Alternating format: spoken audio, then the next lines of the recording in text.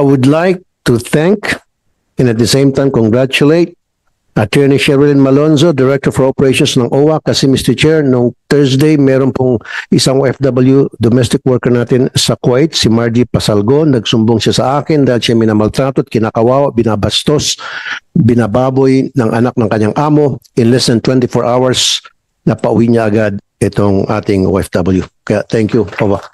Thank you. Now, Mr. Chair, dear colleagues, and to our resource persons and guests, good morning.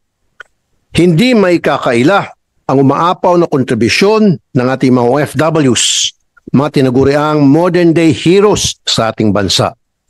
Last year, their total remittances amounted to 2.2 trillion pesos, which is equivalent to 8.3% of our total gross domestic product or GDP. Dahil sa kanilang mga sakripisyo, pawis, pagod at luha na natiling matatag ang ating ekonomiya. Samantala, nasa 10.2 billion pesos lang ang proposed budget ng DMW. Ang ahensyang itinalagang magbigay ng kalinga at proteksyon para sa ating mga OFWs.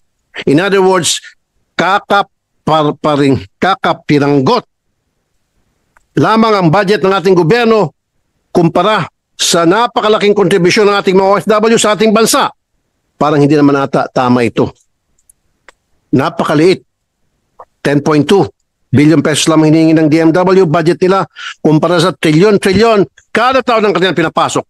Noong 2022, 2.09 trillion pesos. 2023, 2.1 trillion pesos. At 2024, 2.2 trillion pesos. Every year, tumataas ng trilyones ang kontribusyon ng ating mga OFWs at kaya isang dahilan kung bakit gumaganda ang ating komuniya. Ngayong araw bilang Chairman ng Senate Committee on Migrant Workers, narito ako para suportahan ng buong buo ang budget para sa DMW at OWA para mabigyan ng sapat na proteksyon ang ating mga OFWs. Nais natin mapantayan man lang sana ang lahat ng kanilang mga sakripisyo at kung kinakailangan pang taasan ang budget upang maibigay ang narapat para sa kanila, ipaglalaban natin at dagdagan natin yan. Nandito rin ako para siguraduhin na ang pondo para sa ating mga OFWs ay nagagamit ng wasto at naayon sa batas at sa mga programa ng ating gobyerno. For the past 3 years na ako po ang chairman ng Migrant Workers Committee, napatunayan ko ang dedikasyon ng ating mga taga-DMW at OWA at ako'y nagpapasalamat sa inyo. Salamat sa DMW at OWA dahil agarang natugunan ang ating mga problema sa mga nakarang hearings at nag-issue kayo ng Advisory 25/August 22, 2025 kung saan ipapatupad na ang Know Your Employer program. Mandatory video conferencing between worker and employer before deployment with preview of job description, accommodation, employer's background, including medical and criminal background. Yan talaga hiniling ko at pinagbigyan niyo ako. Maraming salamat. Number 2, increase in minimum wage for domestic workers. From $400 ngayon ay magiging $500 a month na. Mas mataas pa yung ating mga OFWs ngayon kaysa sa mga ibang lahi. Ibig sabihin, mas nakakalamang ang ating mga OFWs pagdating sa sweldo sa ating mga domestic workers kumpara sa kanilang mga counterpart na mga ibang lahi. Number 3, annual medical checkups for OFWs and any work-related hospitalization and treatment shall be shouldered by the agency or employer. Number 4, launch of Kumusta Kabayan app, welfare monitoring system through calls and messaging, referral to legal, medical, financial, and psychosocial assistance. Number 5, strict standard for accommodation, houses, and monitoring. Number 6, whitelisting system for PRAs, Philippine Recruitment Agencies, and FRAs, Foreign Recruitment Agencies. And number 7, reiteration of the right to passport. That passport is a property of the OFW and should not be withheld or confiscated. Thank you again. In addition, I'm thankful for the issuance of an advisory to manning agencies and ship owners allowing rerouting of ships in war-stricken and dangerous routes like the Red Sea and the Gulf of Yemen, and granting our seafarers the right to refuse sailing without loss of income and benefits. Ganon din ang paglabas ng panibagong guidelines sa PEME na hindi na dapat ang mga OFWs ang gumagastos sa mga mandatory medical exams as prerequisites to employment abroad. Dati-rati pinagbabayad ng ating mga OFWs, mga seafarers sa PEME, pero ngayon natanggal na yan dahil sa ating request. Again, salamat DMW. I'm deeply grateful for all efforts, but I will continue to encourage you to serve our OFWs with utmost dignity. At higit pa sa inyong makakaya para matuldukan ang lahat ng pang-abuso sa ating mga OFWs, katuwang niyo po ako sa pagbibigay ng kaukulang serbisyo, proteksyon at pagkalinga para sa ating mga tinatawag na bagong bayani. With that, Mr. Chair, I will proceed with my questions. Nasaan dito yung DBM? Kanina binanggit ko na kung magkano contribution natin mga OFWs, bilyones at trilyones kada taon. Nag-request ang OWA para budget sa alagang OWA program ng 300 million. Kasama dyan yung lounges ng mga OFW. Bakit nyo kinat from 300 million ang request nila? Binigay nyo lang 142 million. Ano meron?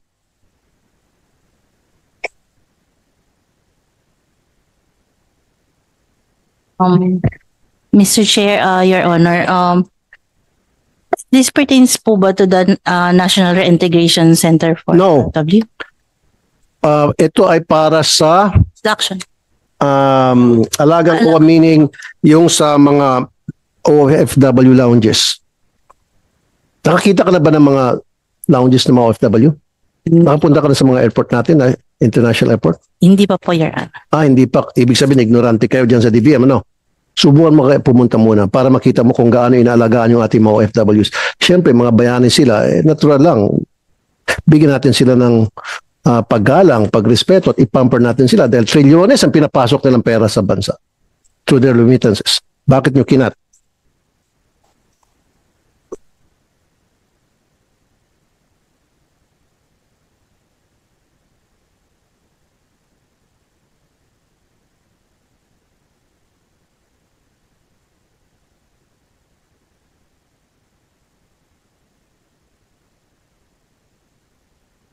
Mr. Chair, Your Honor, we're just double checking po the figures, but ang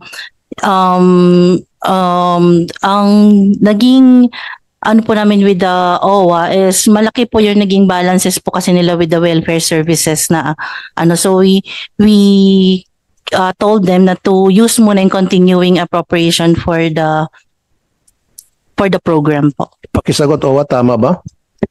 Mr. Chair, good Senator, ang nire-refer po ng DBM is yung utilization po ng Emergency Repatriation Fund. Mr. Chair, hindi naman po pwede namin gamitin yung ERF para sa ibang purpose. Since 1995 po, ang purpose po niyan is to support emergency repatriation. Kaya ho kami nag-propose ng Alagang OWA Fund. Ito po ay para sa mga OFW lounges, seafarer welfare centers according to the Magna Carta, yung po migrants po, yung po mga OFW centers po natin sa Hong Kong, Taiwan at iba pang mga lugar pag nagde-day off po yung ating mga kababayan among other programs po, Mr. Chair. DBM, pakisagot. Yes po, we understand that po. However po kasi sa budgeting side po, under po siya ng isang PAP. So they can modify po if they will not be able to use the ERF, they can modify it for the Alagang OWA po kasi same PAP po siya. OWA, pakisagot. Mr. Chair, sa pananaw po namin, and I think I'll also ask our good secretary also to yung sa modification po ng pondo, kakailanganin pa po namin dyan ng board approval. Nagkaroon na ho dati ng concern dyan, Mr. Chair. Kaya ho, minarapat po namin na under Alagang OWA na po talaga yung pondo para doon na lang din po magagamit talaga, Mr. Chair. If okay lang pong maibigay kay kay Secretary Kakdak po. Secretary Kakdak. Yes, Mr. Chair. Tingin ko po mahalaga talaga yung Emergency Repatriation Fund. As you know, Mr. Chair, the geopolitical situation all around the world, whether it's Asia or Middle East, mukhang kailangan talaga nakahanda tayo sa repatriation at any given time. Pero hindi to sa repatriation, Secretary. Opo. Yung kasi po ang sinasabi na ay pwedeng i-reallocate yung sa repatriation. So we will stand pat on holding on to our repatriation fund, lalo na sa OWA side also. Kasi ang gusto nila mangyari, yung mga sa repatriation fund, ita-transfer doon sa alagang OFWs para sa mga lounges, centers na mga seafarers at OFW sa Hong Kong at sa pang bansa. Yun ang sinasabi ng DBM. Yun nga po ang Hindi pwede yun dapat, di ba? Bawal. Sana po hindi kasi po yun nga po magagamit pa ho natin ng repatriation for any eventuality na pwedeng mangyari sa mundo, at alam naman natin ang geopolitical situation sa maraming bahagi ng mundo na mukhang kakailangan natin na may hawak tayong pera for repatriation. But nevertheless, Mr. Chair, I could gladly report nasa House, kakatapos lang po ng aming plenaryo sa House, acknowledge na po ito na kailangan talaga yung pagkakaroon ng pondo for the OFW lounge. Okay, so Mr. Chair, ang gusto kong mangyari, ibalik natin tong 300 million pesos na original request. DBM, huwag kayong pumalag dahil kung hindi, tatamaan kayo sa akin.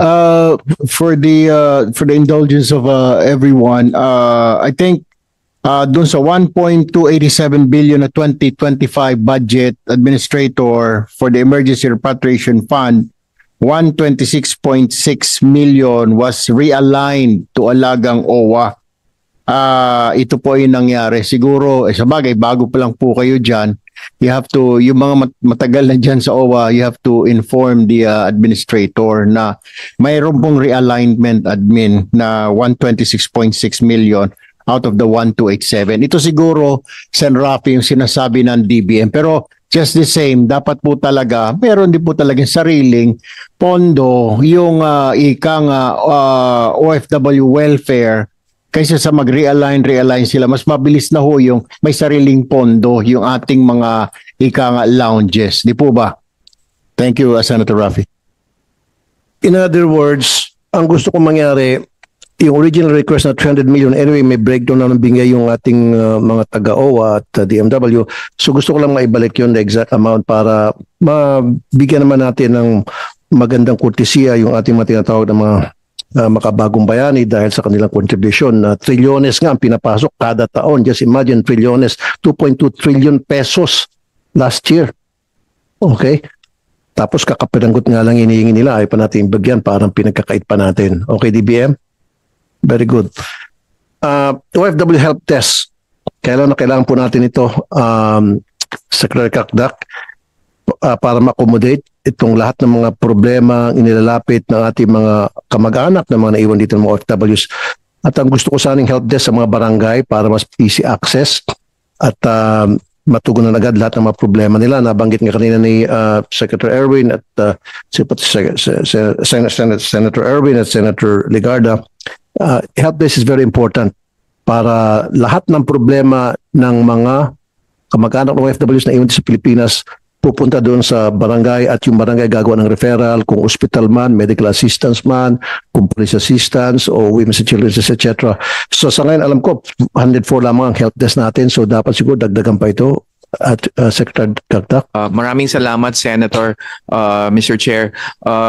Tama po kayo. We plan to, sa NEP, we propose sana na magkaroon ng OFW Help Desk in all 82 provinces. Pero panimula lang po ito kasi ang ideal po talaga dito down to city, municipality, and of course barangay levels. But tama po kayo, Mr. Chair, wala nang tatalo pa sa may matatakbuhan ng ating mga OFWs and OFW families dun mismo sa kanilang mga lalawigan at lugar para yung sinasabi ni Chair Senator Erwin kanina na ang matatakbuhan po talaga nandoon na at hindi na kailangan pumunta pa sa Senado o kahit saan. Yung help desk maganda yon dahil parang one-stop shop na sasabihin ng kamag-anak ng OFW yung kanyang problema at itong si barangay chairman, of course doon sa barangay meron tao kayo doon, alam na agad kung saan i-refer yung problema para mabigyan agarang solusyon. Tama, Secretary? I fully agree, Mr. Senator. At kinat na naman itong DBM yung budget na request nyo para sa additional help center. Tama, help desk. Ito po yung pinunukala namin pero hindi po naisama sa NEP. DBM, Pakisagot. Mr. Chair, Your Honor, based on our records po na May kamag-anak ba kayong OFW? Ikaw may kamag-anak o OFW? wala po, Your Honor. Kaya pala. Si secretary ninyo, si I'm not sure po. Pandawan, pakitanong kung tawagan mo kaya kung may kamag-anak siya. Kaya pala ganun kayo kumilos diyan sa DBM kasi wala kayong kamag-anak na OFW eh. So ba't yan may pakisagot? Magandang help desk eh. Yun ang sinabi kanina ni Senator Erwin sa Senator Legarda eh. Ito na sana ang solusyon. Sa bawat barangay, mayroong help desk at nagmaman doon yung mga taga DMW at OWA at alam nila, eksperto sila at sila ay mga dating OFW kung paano bigyan solusyon ang problema ng mga OFW sa pamagitan ng proper referral sa mga agencies na agad-agad mag-a-action. Yun yung help desk na yun. Pakisagot, DMB, DBDA. Based po on our records po, during the budget preparation po, they failed to submit po yung supporting documents needed by the Failed to DBM. Okay, And- sige. Sandali lang para mapabilis. Secretary Kakdak, you failed to submit the documents na ni-request. Hindi ko lang ho alam kung anong ibig sabihin nun. But we will look into our records. Of course, pag nagpanukala naman po kami, ay meron kaming justification. Pero Mr. Senator, mahirap pong hindi magpakumbaba sa DBM. Kaya sasabihin ko na lang po na posibleng sa pananaw nila kulang yung sinabit namin. Pero sa ganang amin ay meron ho kaming naisubmit. Alam mo, DBM, yun ang palagi yung sagot sa lahat ng ahensya ng gobyerno na humingi ng budget sa inyo na well justified yung budget. Sinasabi nyo, kulang sa documents. Yun yung palagi nyo sinasabi. Tama, mali. Yun yung palaging justification nyo. Kulang yung documents na sinabmit kaya hindi namin nabigay yung tamang budget na hiningi nila. Yes or no? Hindi Parang modus nyo yun eh. Hindi naman. Hindi naman po, Your Honor. Based naman po ito dun sa naging submission nila, naman po, we acknowledge naman that they justify. However po, yung details po as to how many po yung mga equipments na kailangan, how many personnels, hindi po nila yon na bigay po sa amin. Yan nga po palaging sinasabi nyo sa DBM, kulang sa mga gamit, kulang sa ganito. Hindi naman kayo expert pagdating sa pangangailangan ng mga OFWs. They are the experts. That's why when they submit to you documents telling you that these are the reasons why we need this amount para sa mga ganito, mas alam nila kung ano yung pangangailangan ng mga OFWs. Silang eksperto kayo hindi. Although sige, expert kayo sa pera. Pero sa pangangailangan sa needs ng mga OFWs, mas alam nila. Wala kang kamag-anak ng OFW. Ikaw mismo nagsabi. With the indulgence of Senator Tulfo, may interject Senator Rafi. Siguro nga DBM, kailangan po natin pag-aralan na mabuti. Ang dami pong ahensya, bakit ito pang ahensya ang tatapyasan ninyo na malaki-laking pondo? Nakakatulong po ito eh. Nagdadala po ng income gets ho ninyo. Unlike sa other department, DepEd, DOH, ito ho ay nagdadala ng income at kaya ho tayo ngayon nabubuhay because tinutustusan tayo. So nararapat lamang, what my Senator Rafi is saying, nararapat lamang natulungan po natin yung mga wala pong iniwan yan sa magulang, tatay, nanay, binibigyan tayo ng sustento ng baon, humihingi ngayon kailangan ng tulong, hindi natin tutulungan. Just the same, di ba? Kailangan siguro natin tignan itong mga ito. Pwede siguro, sasabihin nyo, yung low utilization rate, siguro sa mga ibang ahensya. Pero pagdating dito sa mga ahensya na ito, kailangan po nila, kailangan po natin tulungan. Alright, DBM? Senator Rafi. Okay, DBM, pwede pa bang mahabol na maibalik itong original request ng DMW para sa mga help desk? Mr. Chair, Your Honor, we already submitted the NEP so we cannot Dito sa Senate, pwede pa ba gawa tayo ng insertion? Amendments and insertion para maisingit natin yung amount? Ito yung tinatawag natin magandang insertion. Diba? Di ba? Ito yung insertion na walang kukontra. Sigurado, yung kukontra, giba. Hindi ka talaga. Siyempre, tingnan nyo na lang DBM, Trilyones ang pinapasok nila. Tingnan nyo sa records. Trilyones every year tumataas ng tumataas. And yet, kayo naman every year tinatapyasan ng tinatapyasan nyo. Wala kasi kayong alam eh. So, pagdating sa OFWs. Okay. So, ngayon, merong mga ni-request din ang OWA para sa Paralegal and Welfare Services, para sa Seafarers Welfare Center, para sa OWA Global Centers, para sa OWA Caravan, upskilling program. Nag-cut na naman kayo, DBM. Alagang OWA. Yung alagang OWA 600. Yung alagang OWA na 600 million. Ang NEP noon 142. OWA, magkano yung total amount na original request niya, tapos magkano yung tinapyas? Yung naging proposal po, Mr. Chair, Honorable Senator, is 600 plus million for everything po. Naging 142. Naging 142 million po, Mr. Chair. DBM, pakipaliwanag, bakit gano'n na naman? Yung ahensya na nagbibigay probitsyo sa bayan natin, nagbibigay ng kita sa bayan natin, trilyones, tinatapyasan nyo, pero yung mga ahensya na hindi naman nagbibigay ng kita at nagiging source lang ng korupsyon, yun yung hindi nyo binabawasan. Bakit? May commission ba kayo doon? Pakisagot po. Mr. Chair, Your Honor, again po, one of the parameters po, evaluation parameters made by DBM is the absorptive capacity. And given po na medyo mababa din po yung obligation nila pagdating po dito sa PEP na to, hindi po namin siya ganun ma-increase yung budget po nila. Hindi ma-increase. Ba't hindi ma-increase? Dahil sa inyong paliwanag. Hindi nyo tinatanong yung OWA. Dapat pag ganon, tinatawag nyo OWA, nag-uusap kayo, pakipaliwanag. Kung kulang pa sa paliwanag, kung hindi pa kayo satisfied doon sa naka-reiterate doon sa kanilang proposal, then call them and have them explain before totally canceling it.